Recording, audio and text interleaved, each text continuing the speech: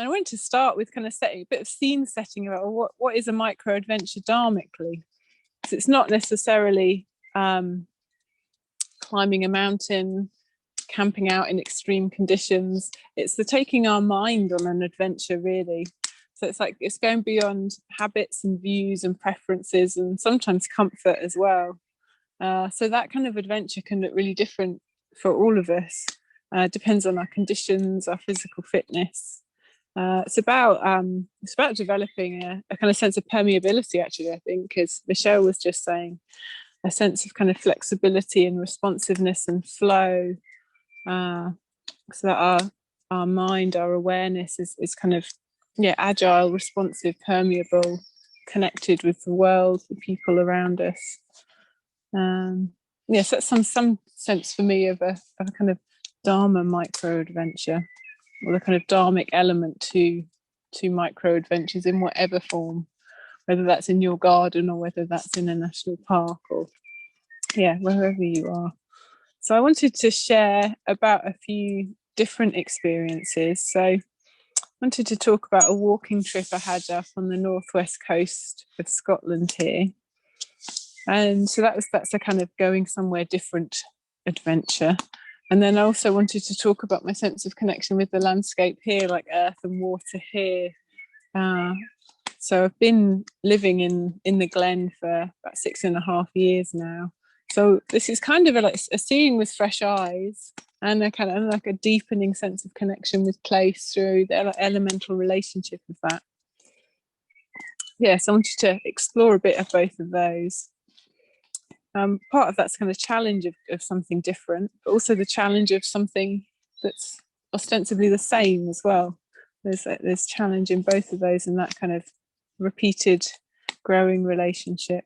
And it's also, of course, it's a like growing relationship with myself as well over time and in place, which is something that Nayaka touched on in last week's session about the kind of personal motif of our lives, the kind of gestalt of our lives, and how our relationship with the natural world, it's very much part of that kind of process of becoming and whatever we're working out, which for me is definitely like and for many of us, I imagine, if not all of us, like growing a sense of connection with myself and with others, and the kind of natural world as a part of the conditions of that, or part of the kind of the catalyst or the crucible or something of that. So a couple of years ago, I had a few months not working and spent some time travelling in the Outer Hebrides and the northwest of Scotland, which I can just really recommend. Such beautiful places. Big, wild, open beauty, huge beaches. And part of that was a couple of days walking up to Cape Wrath, walking out to Sandwood Bay and along the coast up to Cape Wrath. It's not very far. I didn't need to spend that long doing it. 6 months. So I spent about 2.5 days or so. I camped out a couple of nights. It's only 30 miles like there and back, so it's not far at all. I walked out to Sandwood and then a bit further on and camped, and then up to Cape Wrath the day after and back. Sandwood Bay is a mile-long beach, which is about an 8-mile walk in from the nearest road. It's just, incredibly beautiful. Then Cape Wrath is the most northwesterly point of Scotland, and you're walking along like big sea cliffs with pretty epic views. So it's the first and actually the only multi-day trip that I've done. I always feel like a bit of an adventure novice or newbie with these guys in Amogavira and Mokshati. I'm quite a creature comforts person. But it was absolutely amazing. It was very hard physically. My pack was heavier than it needed to be. It didn't fit me very well, and my boots didn't fit me very well either, as I discovered. And it was a really incredible experience. There's something I found about being out on my own in a really big landscape, and I didn't see any people while I was from Sandwood Bay to Cape Wrath. There were people at either end, but not in between. And to be out in such a big landscape completely on my own was both a bit, not sure, it was quite frightening, but I was aware I was on my own and I needed to kind of look after myself and kind of be on my own resources. And I needed to meet myself in a particular way. And my kind of sense of experience became more kind of like basic or animalistic, or it's like I needed to take care of those like basic needs. And the other kind of subsidiary concerns, a lot of that kind of mind propension that can occupy us so much of the time was just irrelevant, really, which is a very freeing experience. A couple of memories of the end of a really hot, sweaty, probably quite stinky day, swimming in a burn, and just that freedom of this kind of body in water and under the sun, very elemental delight. And where I was camped, just this like curious seal watching from in the bay for a sense of company. Just the sense of curiosity from the seal really stayed with me. I think Liz has got a couple of photos that she could show to. And then there's another couple as well. Yeah, it was incredible weather. It's really fortunate. And I just love being by water. I'll come on to talk a bit more about that. It really is a wilderness coast as well, isn't it? There's there are no roads. Yeah. Oh, thanks, Liz. It's lovely to see them again. Yeah, so I definitely came up against my own self-limiting views, really, of what I could and couldn't do. Physically, it felt really challenging carrying a pack that heavy, because my kit was really heavier than it needed to be, and it was really, really hot. So I kind of went beyond what I thought I could do physically. And the morning I walked back, as soon as I left my tent, I could hear them outside. But there were clegs, which are like biting horse flies, which leave quite a mark and draw blood, and they just followed me for miles. And I was in a vest and shorts and couldn't do anything about it, really. But it was a strong lesson in like the second arrow, like making an experience worse. So when I was fighting it and cross and trying to make them go away, and it made it worse.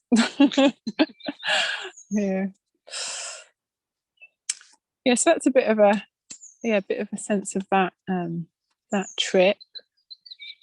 I wanted to explore a bit about walking and swimming here as well. So I walk in the hills here, which is its own kind of mini adventure.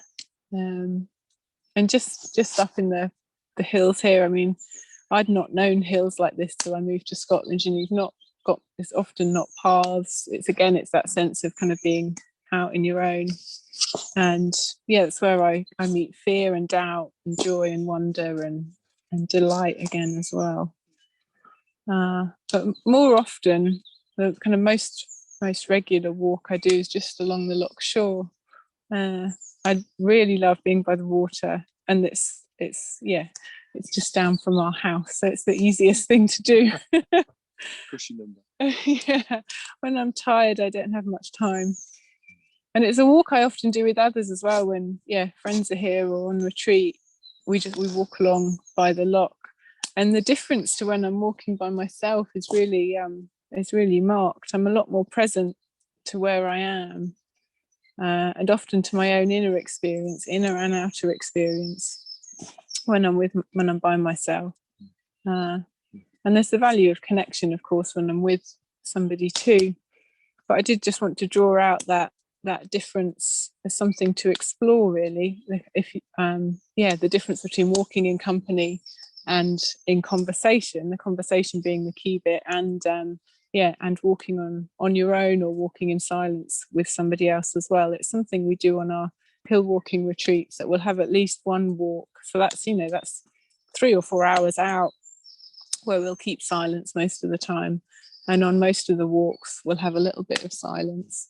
And it is wonderful to the difference that people report. It can be quite a struggle to encourage people to to be silent, but it does make it often can be the first time that people have walked in silence with others, because it's not really a usual thing to do. But I really recommend it, and just noticing the difference.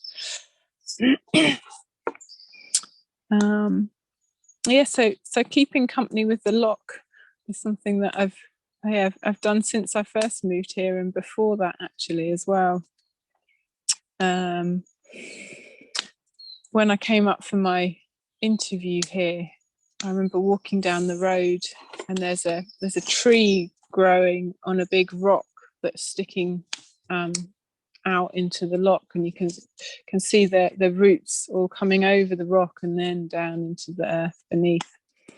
And I climbed up on this rock and looked out over the water, and had this sense that I could be here, that this could be a place to stay. And there's something about the symbolism of the tree on the rock and the roots, and the kind of the visibility of that effort, and the kind of determination of this tree for life. That was really symbolic too.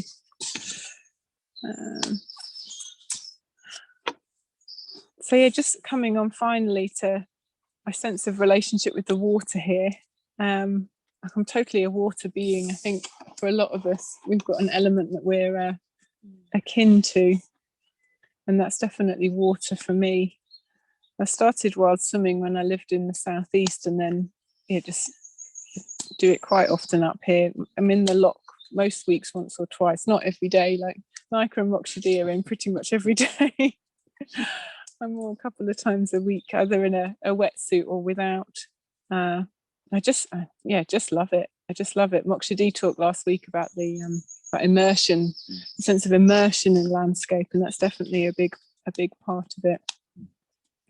There's also the the counterintuitive aspect of putting yourself in really cold water. You often talk about this in check-ins in the morning when it's been a particularly inhospitable day. Getting over that part of the mind that says, no, I don't want to, or are you crazy? There's a kind of a freedom of turning that off, that part that wants you to stay within the boundaries of comfort. Because I know for myself, just the joy of getting in the water, even for just a really short period. And I'm not far from home, so I can come and get warm. Being in the water is kind of instant joy, really. It doesn't make anything worse. It makes things better, apart from children's. I just feel so alive and part of the landscape. My favourite things to be lying in my wetsuit in the loch and be completely supported. And it's a very different sensation to lying on the earth. You've got a sense of resistance. In the water, it's just this kind of gentle buoyancy. And you're still held, aren't you? Yeah, you're held, but it's a much more giving kind of sense. And I call it letting go practice. Like, can I just let go? Can I just let go? I've got a whole other bit about the kind of mythic elements of the landscape, but I think I'm running out of time. Please go on. Yeah? Okay. Just wanted to share, a bit kind of that, mythic relationship to water in particular. The water, the loch around our land here at Dhanakosa has seen a lot of rituals, a lot of retreats, do puja and ritual and make offerings, and the landscape and the water is very much kind of part of the part of the retreat world. And it's also on the mythic level is Lake Dhanakosa, which is the lake from which Padmasambhava was born. And there's a practice we do, some of you might be familiar with, called the prostration practice, where you visualize the refuge tree, which is a kind of an image of different teachers and figures and Buddhas and Bodhisattvas that have influenced our tradition. And I've always seen that over the loch towards the west. So that kind of this like it's this kind of overlay or infusion of like devotional practice, of a sense of that kind of more mythic element, I suppose, in this landscape as well. And I'm approaching ordination in a few months, all being well. And this kind of sense of wanting to be close to the water and like be reborn from Lake Dhanakosa just feels very, very powerful. And I've got a sense that is happening, like literally and figuratively. And I've just got this longing to be in the water, to be out on the water. And that's a part of my sense of connection with Padmasambhava, who'll likely be my yidam when I'm ordained. Yes, there's all that way of relating and connecting to landscape I just wanted to draw in as well. And linked to that as well, a sense of reverence, really, reverence and ritual, which is very much what my morning swims are. It feels like a kind of a paying homage, and this like delicious newness of I like going in the early morning, and it's the same kind of route I take, but there's always a freshness and a newness.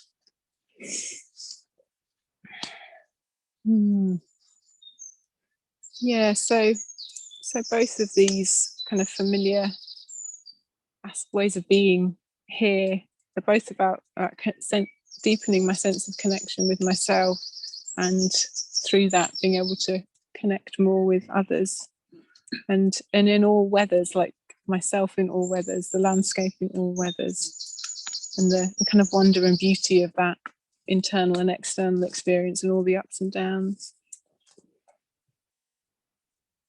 Yes, that's a bit of an Abi-shaped wander around.